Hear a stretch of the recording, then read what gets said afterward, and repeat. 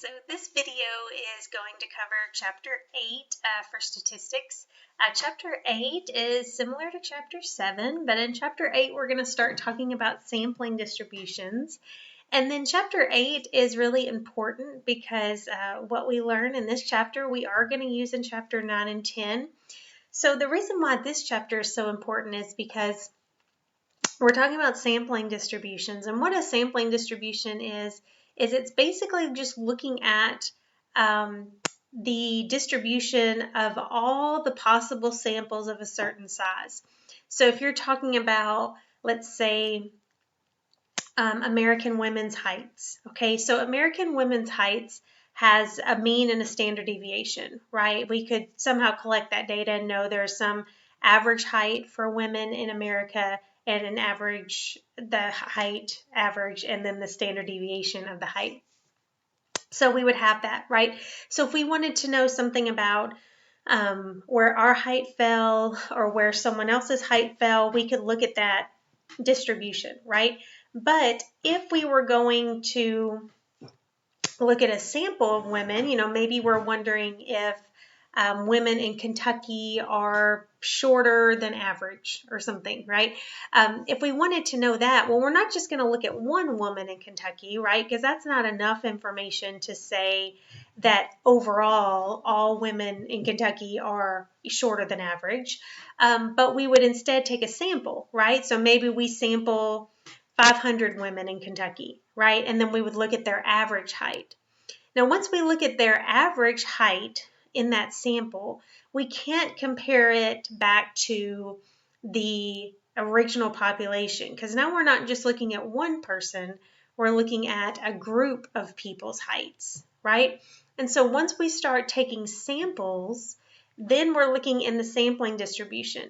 And so why this one's actually more important than what we see in Chapter 7 is that Chapter 8, when we're talking about sampling distributions, in most scenarios, when we're doing surveys or we're doing clinical trials, we're taking a sample of people, right? We're not just looking at one person.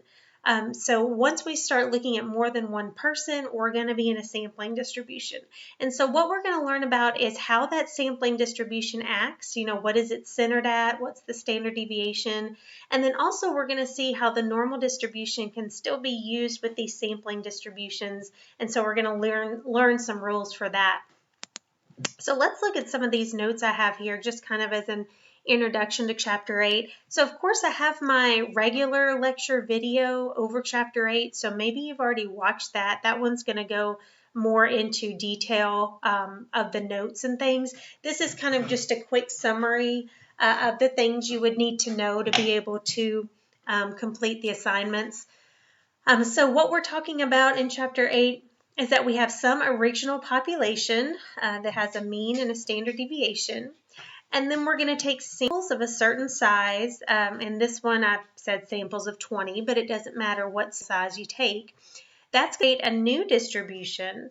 And this distribution is going to be centered at the same mean as the original population. But the standard deviation is actually going to decrease. And it's going to decrease based on what our sample size is. So some notation that we'll see here is when we're talking about the sampling distribution of the sample mean. So we're taking samples and calculating a mean. So that's what X bar is, right? That's our sample mean. Then this distribution is full of all sample means, right? All the possible sample means of samples of size 20. And so this distribution is centered at the mean from the original population.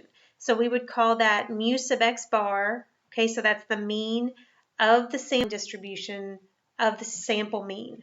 Okay, and so that would be mu sub X bar. The standard deviation would be sigma sub X bar. And the way we're going to define those is the sampling distribution of X bar has a mean of mu from the original population and a standard deviation of sigma original population divided by the square root of n.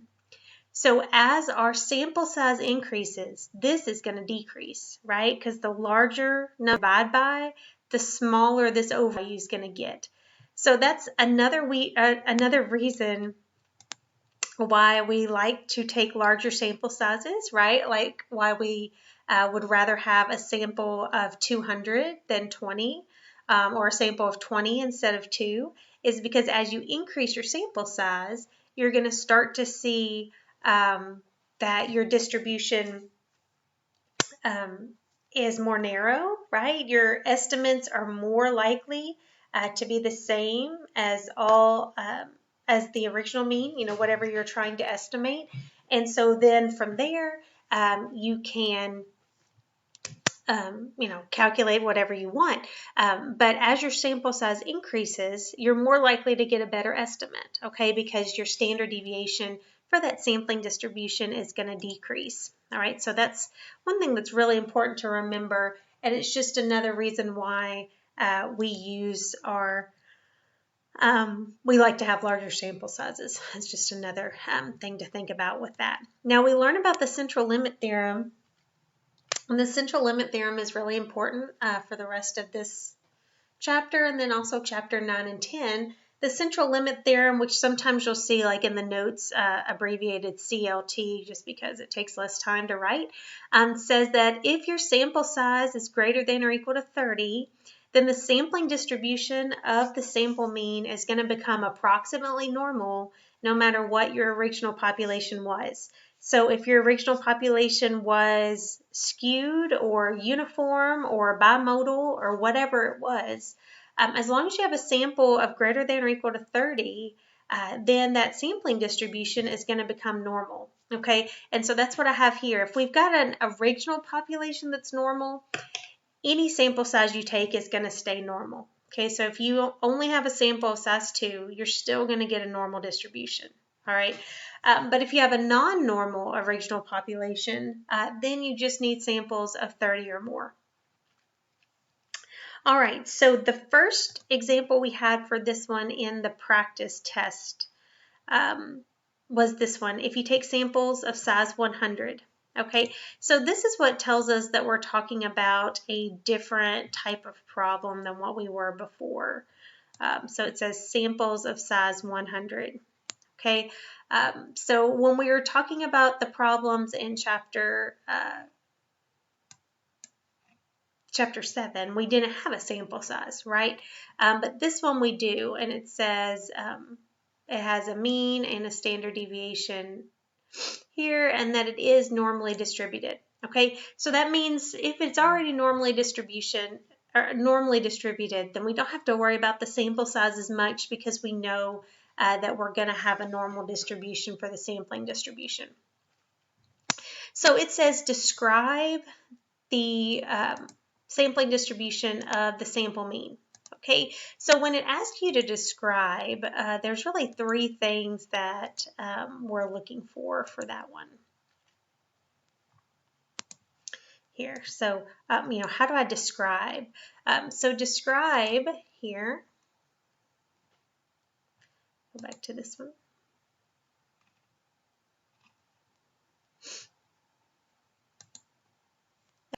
So how we describe it is really we're just saying, is the distribution going to be normal? Is that sampling distribution going to be normal? What's the mean of this sampling distribution, and what's the standard deviation? Okay, so with those 3 things, we could describe, the shape of the distribution, where it's centered, and what the spread of the distribution is, and that's all we need to know. For the one we had, or we're just given,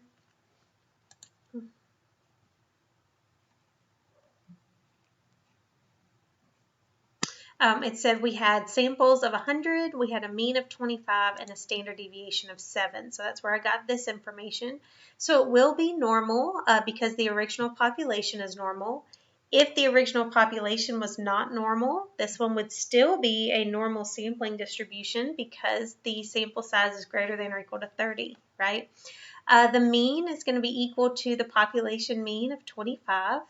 And the standard deviation is equal to sigma over the square root of n, right? So we'll have 7 from the original population divided by the square root of 100, which is our sample size, and that comes out to 7 over 10, or 0.7, all right?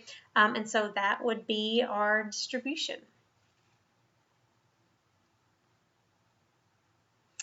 Okay, so once you convert your original population to a sampling distribution, you can work the problem just like you did in Chapter 7.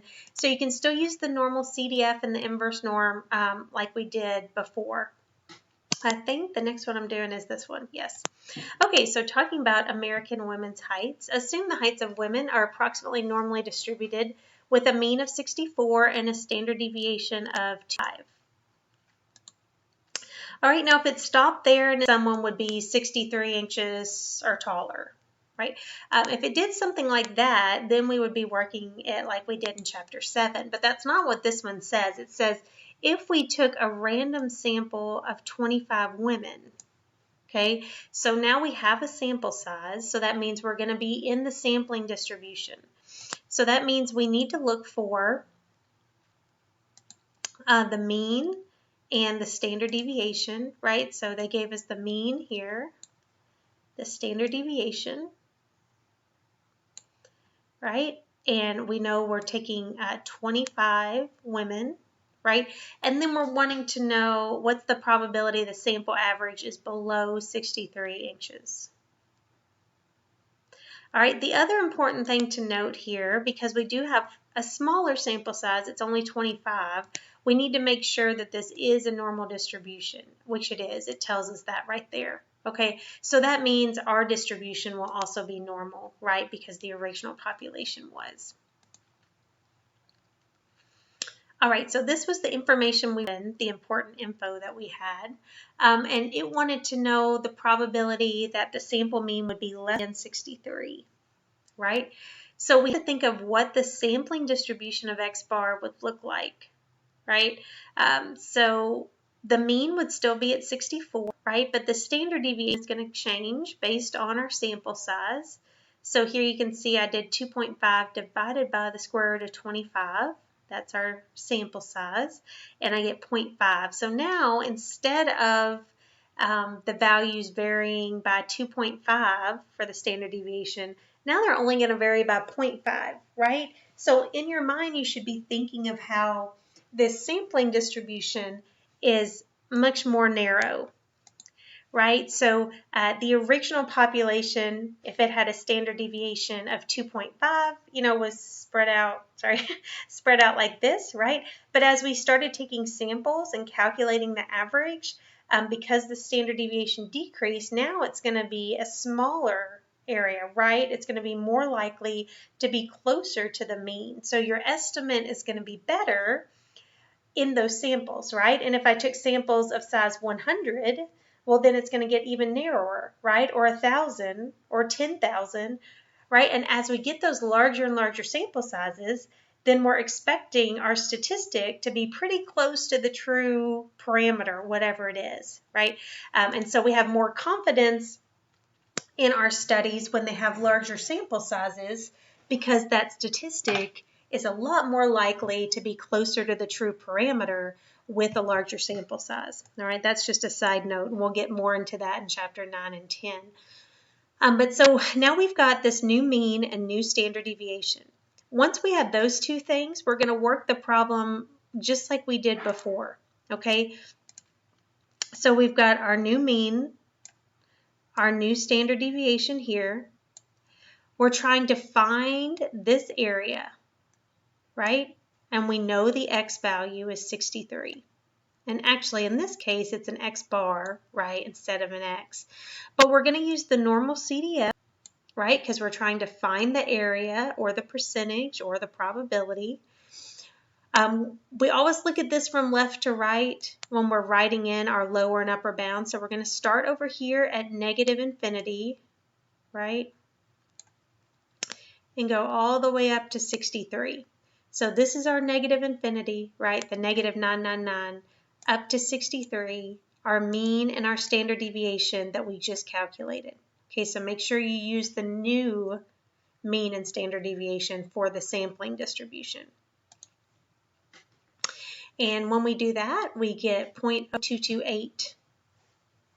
All right, so this one asked, what's the probability the sample average is below 63?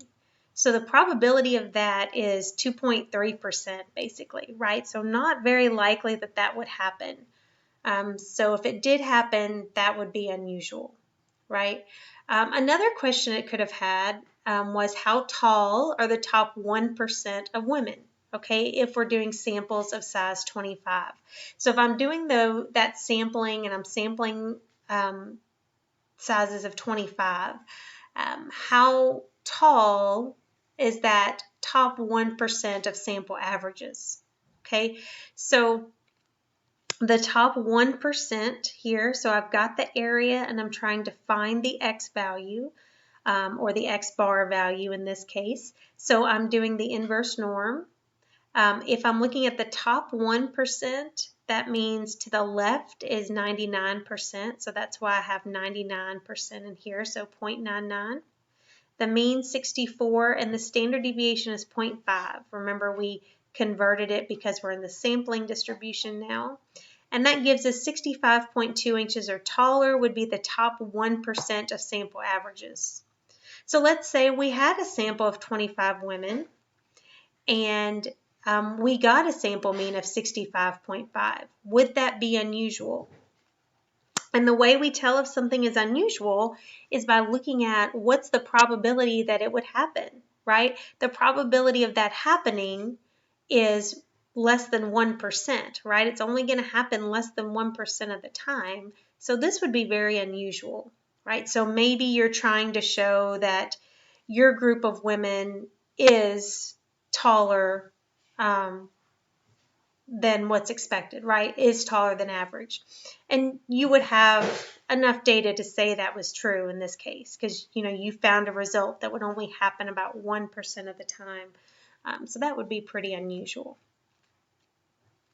All right, so that was our sampling distribution of X bar. So for the sampling distribution of X bar, you want to remember that the central limit theorem tells us that we need samples of 30 or more if the sampling distribution, if the original population is not normal.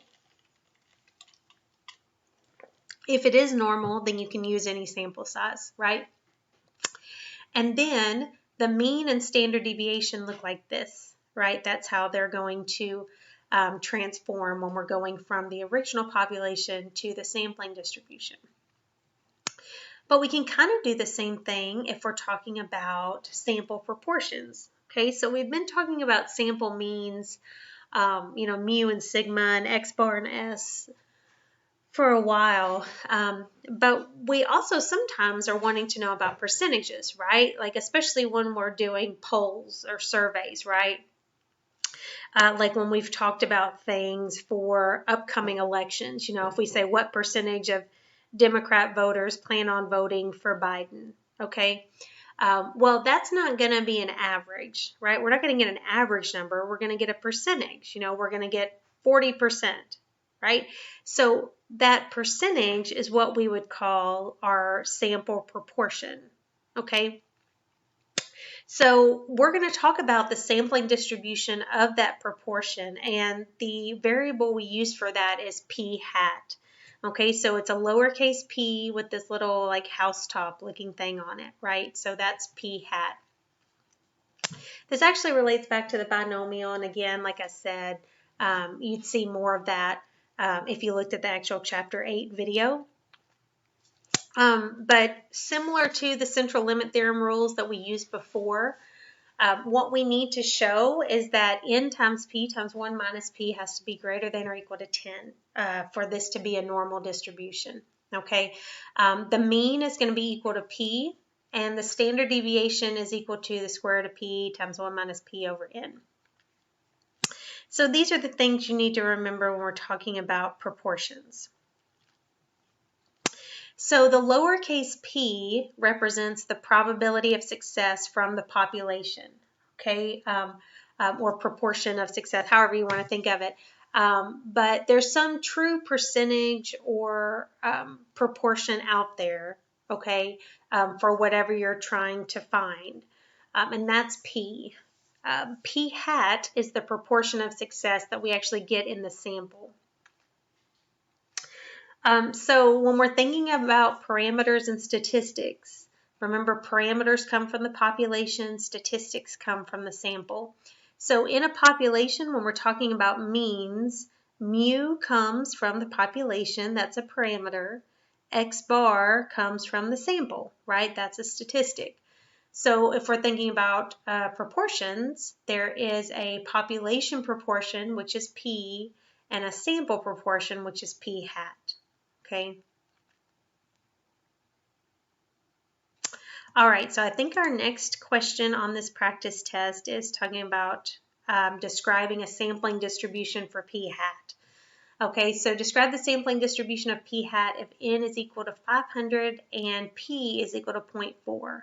So we've got 500 trials, maybe if we're sampling 500 people or doing something 500 times, the probability of success is 0.4. All right, so for the sampling distribution of P hat, know if it's normal or not. We look at this, the N times P times 1 minus P. So we just plug in the N and P values that we were given, okay? And we get here, that's going to come out to 120, which definitely is greater than or equal to 10. So yes, that would mean we can use a normal approximation for this one. For 2, we're looking for the mean. The mean is equal to P, which is 0.4. And the standard deviation, we plug in N and P again, and we get about 0.0219.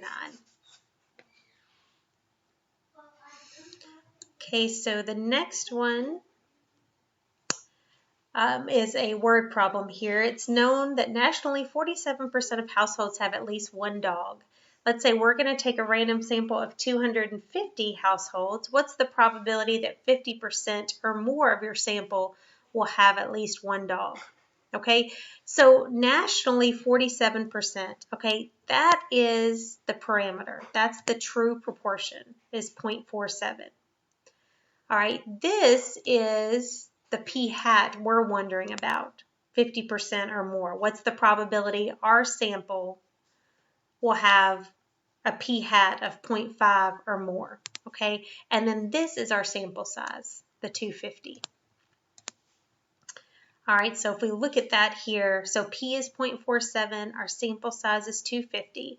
So is it going to be a normal distribution? Yes, we have to make sure this is true, so you just plug in your values, and it is greater than or equal to 10.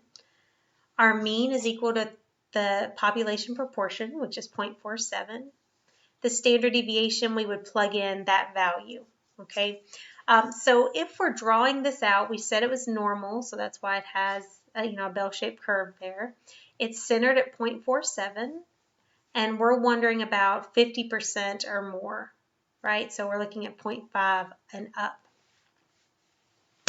So we're trying to find the area, right? So we're going to use the normal CDF starting at 0.5, and then we're going to go up to infinity, right, from left to right here. But you notice here that I put in 1, all right? So just as a quick note, when we're talking about sampling distributions for X or X bar, we typically say they go from negative infinity to infinity because they do. They could be anything.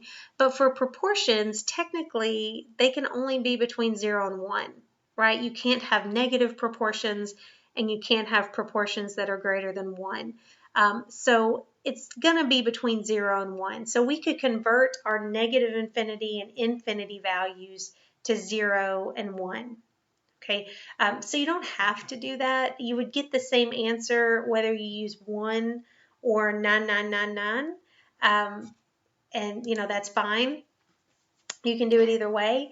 But I think the book and probably other explanations you'll read will do this instead. So I want to make sure you understand why suddenly they start using 0 and 1. So that's only for proportions, all right? So not when you're doing X bar or X, but when you're doing P hat, then you can keep it between 0 and 1. All right, and so then we have the mean of 0.47, and then I plug this value here in for the standard deviation, and I get 0.1710. So there's about a 17% chance that we would get a P hat of 50% or more, right? So Not super unusual for that to happen, right? If we did get that, that wouldn't be an unusual result. Okay, and I think that's the end of the practice test, but I had one other note I just wanted to mention. Sometimes the way the homework problems might be written out can be a little confusing when we talk about proportions, because there are some times that they will give you X values instead of P hats. So let me show you an example of that. The Census Bureau reports 33.4% of Americans have completed a bachelor's degree or higher. If you sampled 500 people in Bowling Green and 185 had a bachelor's degree, would that be an unusually high proportion? All right, so here we have a percentage, right? 33.4%. And then we're talking about proportions. So we are talking about the sampling distribution of P hat.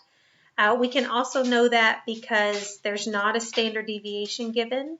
If we were talking about sample means, there would have to be a standard deviation in here somewhere, right? So we don't have that anywhere, so we are going to use proportions, right? But because it's proportions, we also need to have a P hat, right? And the way they gave us the information, we don't really have a P hat. So we do have a P, right? This is going to be a true population proportion of 0.334. We have a sample size is 500. And then we can calculate our standard deviation by plugging in N and P, right?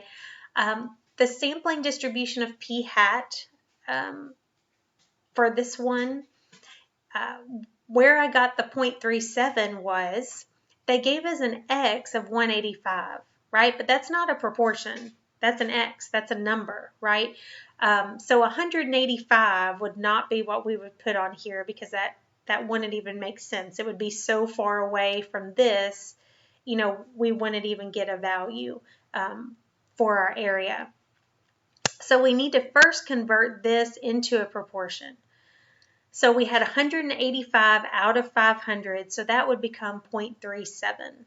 All right, so just be aware of that. On some of your homework problems, it might give you that X value instead of the proportion. Okay, so you do need to convert that first. And again, here we'd be doing the normal CDF, starting at 0.37 and going up to 1.